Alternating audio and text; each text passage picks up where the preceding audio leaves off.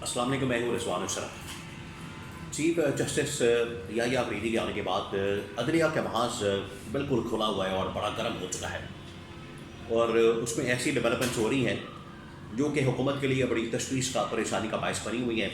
हुकूमत ने जो ये आइनी तरमीम पास की थी वो तो इस मकसद के तहत की थी कि अपनी मर्ज़ी का चीफ जस्टिस बना के याहिया अफरीदी को ला के सारे मामला को हम कंट्रोल कर लेंगे, मैनेज कर लेंगे, और अपनी मर्ज़ी का चीफ जस्टिस होगा, अपनी मर्ज़ी के बेंचेस बनवा लेंगे, अपनी मर्ज़ी के केसेस और मुकदमात लगवा लेंगे। अल्लाह खैर सल्ला, हमें कोई मसला ही नहीं होगा, हमें कोई रोकने वाला टोकने वाला नहीं होगा। और अगले 3 साल 5 साल हम अपने इक़्तिदार के मज़े लूटेंगे, अल्लल्ले तल्लल्ले करेंगे और याशी करेंगे, कोई हमें पूछने वाला नहीं होगा। इमरान खान को हमेशा के लिए अंदर रखेंगे, और ये इनका मकसद था पीछे 26वीं तरमीम के। लेकिन याहिया अफरीदी के चीफ जस्टिस बनने के बाद वो तमाम के तमाम इनके अरमानों के ऊपर पानी फिर गया, और इन्होंने जो मंसूबा बनाया था, इन्होंने जो प्लान किया था, इन्होंने जो साजिश की थी, वो सब कुछ तबाह बर्बाद हो गया।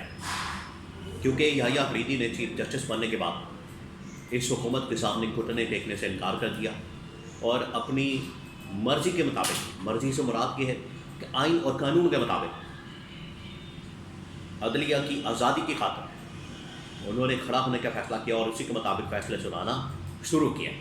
अभी तो उन्होंने जो इक़दामात किए हैं, अभी तो वो किसी केसेस के अंदर, मुकदमात के अंदर, बेंचेस के अंदर, समात के अंदर तो अभी मामला शुरू नहीं हुआ, लेकिन जो उनकी जानिब से इक़दामात किए गए उससे हुकूमत को बड़ा क्लियर मैसेज मिल गया कि ये कादी पायजीसा नहीं बनेगा, ये याहिया अफरीदी है, ये कादी पायजीसा नहीं है, और ये अपने मामले के ऊपर डट जाएगा। अब इसी दौरान एक और अहम तरीन डेवलपमेंट और ख़बर सामने आई कि वो 6 जजेस जिन्होंने आज से तकरीबन कोई 8 से 10 महीने पहले, फरवरी की बात है, फरवरी मार्च की बात है, कि 6 जजेस ने ख़त लिखा था सुप्रीम जुडिशल काउंसिल के या उस वक्त के चीफ जस्टिस कादी फाइज़ ईसा को कि हमारे मामलात के अंदर मुदाखलत हो रही है, हमें प्रेशराइज़ किया जा रहा है, हमारे ऊपर दबाव डाला जाता है, हमारे ख़ानदान वालों को तंग किया जाता है, हमारे घरों में कैमरे लगाए जाते हैं, हमारे बेडरूम्स के अंदर कैमरे लगाए जाते हैं, हमारी गंदी वीडियोस बनाई जाती हैं, सिर्फ इस मकसद के लिए कि हमें ब्लैकमेल किया जाए। और इस्लामाबाद हाई कोर्ट से, जहाँ पर ये 6 जजेस हैं, टोटल तादाद तकरीबन 8 के करीब है, तो 6 जजेस की तादाद बहुत बड़ी तादाद है। वो 6 जजेस खड़े हो गए कि हम इस किस्म के किसी प्रेशर के नहीं अंदर आएंगे, किसी प्रेशर में नहीं आएंगे, और कादी पायजीसा से कहा कि आप कोई एक्शन लें, हमें बचाएं, हमारा तहफ़्फ़ुज़ करें, हमारा दिफा करें।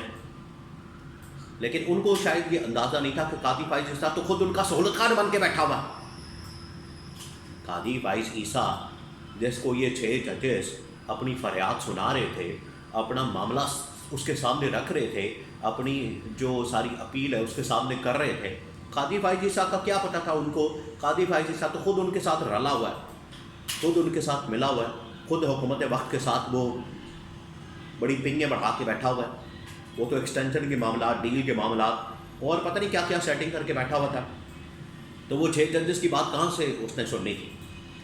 इस वजह से वो जो 6 जजेस का खत और 6 जजेस की जानिब से जो अपील की गई थी, जिसकी वजह से उन्होंने कहा था कि हमारे मामलात के अंदर मुदाखलत की जा रही है, इसको रोकें, वो मामला जो है वो खटाई में चला गया। उसके ऊपर किसी ने बात नहीं की। शोर तो बहुत मचा, मीडिया के अंदर शोर मचा, सोशल मीडिया के ऊपर शोर मचा, लेकिन हुकूमत ने कादी फाइज़ ईसा के साथ मिलकर इस तरह से उस मामले को लपेटा, उस मामले को गोल किया, और ऐसे दूध में से बाल की तरह निकाल के बाहर फेंका, और बिल्कुल इस मामले को दबा दिया, इसके ऊपर मिट्टी डाल दी। उस वक्त ही मिट्टी डालने के लिए एक प्रोग्राम बनाया गया था, वो तसद्दुक़ जिलानी की सरबराही में कमीशन बनाने के लिए। वो तसद्दुक़ जिलानी इनकार कर दिया, उन्होंने, वो निकल गए। तो ये मिट्टी डालने का प्रोग्राम तो पूरा था, बहरहाल इसको वक्ती तौर पर दबा दिया गया। अब वो 6 जजेस दोबारा से आए हैं, और उन्होंने आके ये जो नए चीफ जस्टिस आए हैं, जस्टिस याहिया अफरीदी, उनके साथ मुलाकात की है, जिसकी वजह से इस्लामाबाद के अंदर इस वक्त थरथली मची हुई है, वहाँ पर हलचल है। पिंडी इस्लामाबाद के अंदर दौड़ें लगी हुई हैं, मुलाकातें हो रही हैं, रोका जा रहा है, देखा जा रहा है, पक्ष को चेक किया जा रहा है कि मुलाकात क्यों हुई, एजेंडा क्या था, मामला क्या था, अंदर क्या डिस्कस हुआ है, आगे क्या हो सकता है। ये बड़े अहम तरीन सवालात हैं, इसके बारे में बड़ी अहम तरीन इन्फॉर्मेशन मेरे पास मौजूद है। کیونکہ پچھلے 1-2 دن سے اس کے بارے میں خبریں چل رہی ہیں، بہت سارے لوگ یہ خبریں شیئر کر رہے ہیں سورسز سے. میں نے بھی کچھ پھر اپنا چیک کیا، بات چیت کی اپنے ذرائع سے، سورسز سے. میں نے پتہ کیا کہ چکر کیا، معاملہ چل کیا رہا ہے، یہ ملاقات کا مقصد کیا تھا، اور اس ملاقات کے ذریعے سے میسج کیا دیا گیا، اور پنڈی اسلام آباد میں اس ملاقات کو لے کر کیسے تھرتھلی پیدا ہو گئی. میں اب آپ کو اس کے بارے میں انفارمیشن دیتا ہوں. یہ ملاقات اصل میں ہوئی ہے چیف جسٹس یحییٰ آفریدی کے چیف جسٹس بننے کے بعد. اس کے تقریباً 24 گھنٹے بعد یا 48 گھنٹے بعد، 1-2 دن بعد یہ ملاقات ہو گئی، جہاں پر چیف جسٹس یحییٰ آفریدی نے فل کورٹ میٹنگ کال کی تھی، فل کورٹ ایک میٹنگ بلائی تھی، وہاں پر ملاقات ہوئی تھی. اس کے بعد یہ 6 ججز نے بھی آ کے ملاقات کی ہے، اور 6 ججز نے اپنا سارا معاملہ جو ہے وہ چیف جسٹس یحییٰ آفریدی کے سامنے رکھ دیا ہے، اور انہیں بتا دیا ہے کہ اس وقت قاضی فائز عیسیٰ چیف جسٹس تھا. ہم نے سارا معاملہ ان کے سامنے رکھا. انہوں نے کہا کہ آپ ہماری فریاد سنیں، آپ ہمارے اس مسئلے کو حل کریں، آپ اس کے اوپر غور و فکر کریں، اور ہم نے عدلیہ کو بچانا ہے، عدلیہ کے تحفظ کے لیے ہمیں کھڑا ہونا ہے، عدلیہ کے تحفظ کے لیے چیف جسٹس ہمارے دفاع میں کھڑا.